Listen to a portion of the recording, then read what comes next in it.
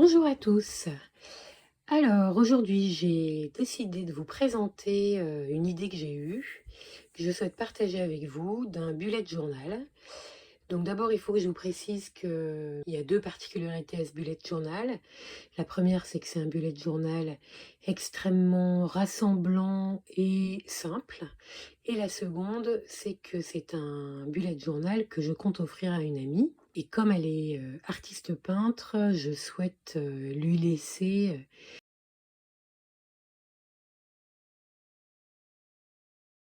la possibilité de le décorer elle-même si elle le souhaite.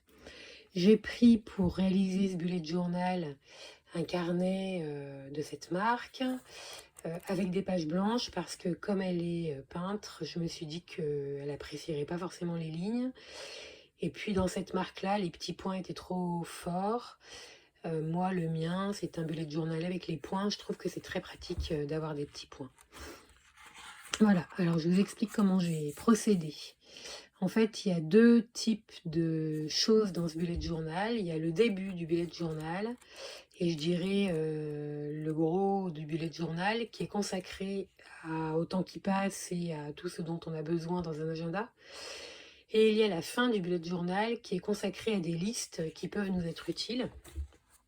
Donc au tout début du bullet journal, j'ai réalisé l'index en commençant par le sommaire par thème, puis la liste des listes, puis la légende, puis le calendrier annuel, puis les mois, les différents mois de l'année, et enfin les listes de affaires qui sont associées à chacun des mois. Ensuite, deux feuilles d'index au cas où il y ait d'autres choses à marquer. Ensuite, j'ai fait un sommaire par thème parce que moi, sur mon bullet journal, je me suis aperçue que le sommaire, page par page, il me servait juste à rien. Et qu'en fait, j'avais vraiment besoin d'un thème.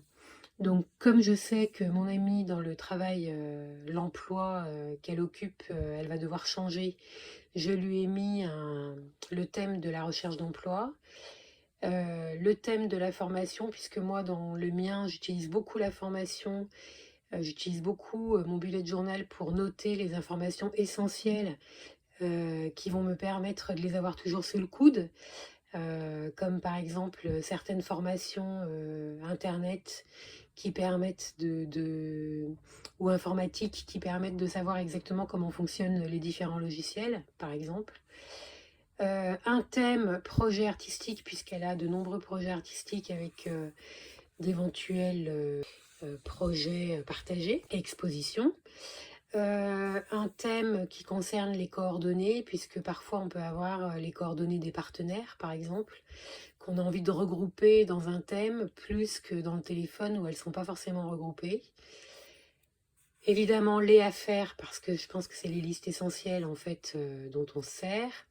Et puis les trackers, bon, en l'occurrence, qui risquent de changer comme thème puisque je les ai intégrés au calendrier annuel. Ensuite, deux pages qui concernent la liste des listes. Alors, la liste des listes, pareil, je l'ai regroupée en thèmes. On a le thème de la culture, le thème du voyage, le thème de l'art, le thème pratico-pratique.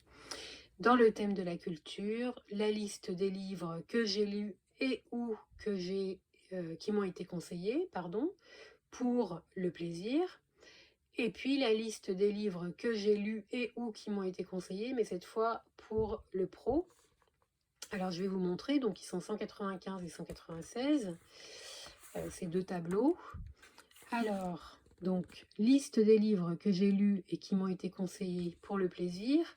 Donc là, j'ai mis une petite légende avec je n'ai pas aimé, j'étais neutre. Parce que parfois, quand on lit un livre, on ne sait pas tout de suite ce qu'on en pense, il faut un peu de temps.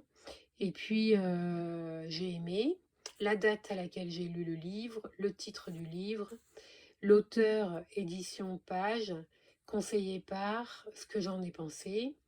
Alors que dans la liste des livres que j'ai lus pour le pro, en fait, il y a effectivement la date à laquelle j'ai lu le livre, mais aussi la date du livre, le titre du livre, l'auteur, l'édition, le nombre de pages, l'année, puisque si on décide d'utiliser ce qu'on a lu pour un écrit professionnel, autant citer la bibliographie correctement, conseillé par et ce que j'en pense. Voilà. Donc je continue avec mes listes des listes. Toujours dans le thème de la culture, j'ai rajouté donc la liste des citations que j'ai aimées, la liste des mots sur lesquels je bute. Alors ça, c'est une spéciale dédicace pour mon amie parce qu'elle est dyslexique et que lorsqu'elle bute sur un mot, elle aime pouvoir l'écrire et pouvoir bien le repérer avant de se l'approprier. La liste du vocabulaire que j'apprends, puisque pareil, elle aime bien noter les mots qu'elle ne connaît pas dans les différents ouvrages qu'elle lit. La liste des mots inventés, parce qu'elle invente beaucoup de mots qui nous font beaucoup rire. La liste des séries que j'ai regardées et qu'on m'a conseillées. La liste des films que j'ai regardés et qu'on m'a conseillé. Voilà. Alors, évidemment, j'ai laissé des petits tirets parce que dans ce thème-là, il y a forcément des choses auxquelles elle a pensé et auxquelles moi, j'ai pas pensé.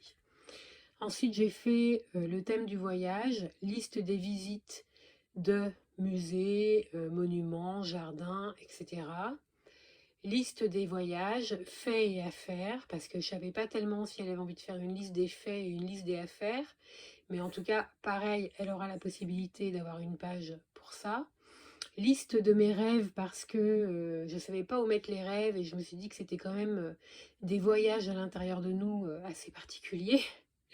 La liste de ma valise parfaite, alors ça c'est parce que j'imagine que lorsqu'on est une grande voyageuse, on a un peu une liste des affaires qui permettent une valise comme on l'aime, et autant qu'elle soit quelque part où elle peut la retrouver facilement.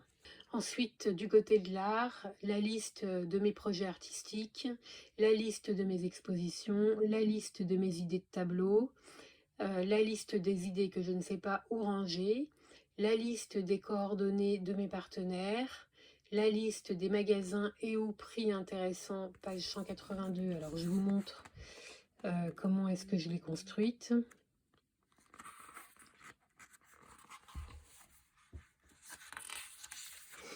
Dans cette liste-là, j'ai mis voilà l'objet, le prix, le magasin. Voilà, tout simplement. Et puis, en fin de thème, la liste de mes mauvaises expériences qui m'ont bien fait rigoler.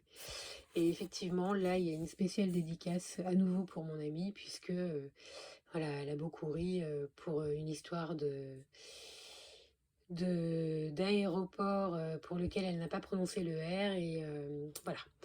Alors ensuite, la liste pratico-pratique. Alors celle-là, je m'en sers énormément dans mon bullet à moi.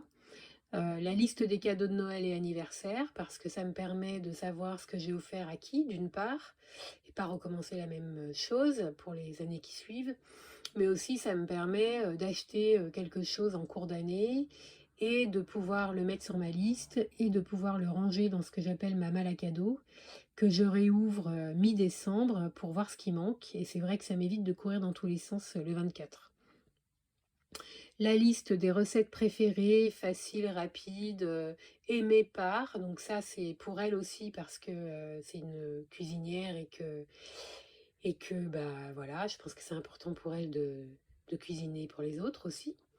La liste de mes rangements insolites, donc celle-là, moi je peux pas m'en passer, hein. C'est typiquement la liste dans laquelle je marque les choses, enfin les rangements, les endroits où j'ai rangé les choses que j'ai pas l'habitude d'utiliser, comme par exemple le stylet de la tablette qui n'est utilisé par personne. Et bien là, dans ma liste de rangements insolites, je sais où il est rangé, alors que autrement je passerais mon temps à le chercher dans les 15 tiroirs dans lesquels il pourrait potentiellement être. La liste de mes rendez-vous médicaux, alors c'est pareil, ça permet lorsqu'on arrive chez le médecin de lui dire quand est-ce qu'on a vu qui, voilà. Et puis la liste de mes envies de travaux, parce que je sais qu'on peut avoir régulièrement des envies de travaux et que effectivement ça permet un peu de les organiser et de savoir comment on va pouvoir les faire, avec qui, etc. Et puis, professionnellement, puisque je sais qu'elle va avoir un changement professionnel bientôt, la liste des candidatures réponses, la liste des candidatures spontanées, la liste des établissements partenaires, etc. etc. Et là, j'ai pas mis les pages, puisque pour l'instant, je voudrais être sûre qu'elle a envie de se saisir de ces listes-là, quand je vais lui offrir à Noël. Ensuite, j'ai mis la légende. Donc pour l'instant, la légende, elle est vraiment très simple, hein. Je n'aime pas, neutre, j'aime, suite, page, temps. Le petit triangle qui veut dire attention. Et puis, je pense qu'elle va rajouter un certain nombre de choses autour du sommeil, du sport, etc., etc. Et puis ensuite, j'ai réalisé le calendrier annuel en faisant les 52 semaines. Et donc, dans le calendrier annuel, il y a à la fois les jours, à la fois les numéros de jours, à la fois, par exemple, les anniversaires, hein, que j'ai un peu calés. Et puis à la fin, j'ai mis ces 3 petites cases pour que ce soit des trackers éventuels. Tracker sportif, tracker du sommeil et puis tracker de ce qu'elle voudra. Il me semble que 3 trackers, c'est nettement suffisant. Ici, le numéro des semaines, donc qui vont jusqu'à la 52. Ici, le petit V des vacances pour, là, en l'occurrence, les vacances de février. Donc, à nouveau, voilà, ici, les jours fériés. Donc là, il y a les 52 semaines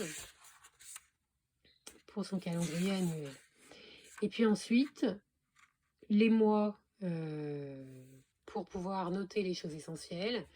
Donc, jour et numéro pour chaque mois, que j'ai espacé d'environ 12 pages, de manière à ce que, en fait, il puisse y avoir de la place entre chaque mois, qu'elle puisse le remplir avec ce qu'elle souhaitera.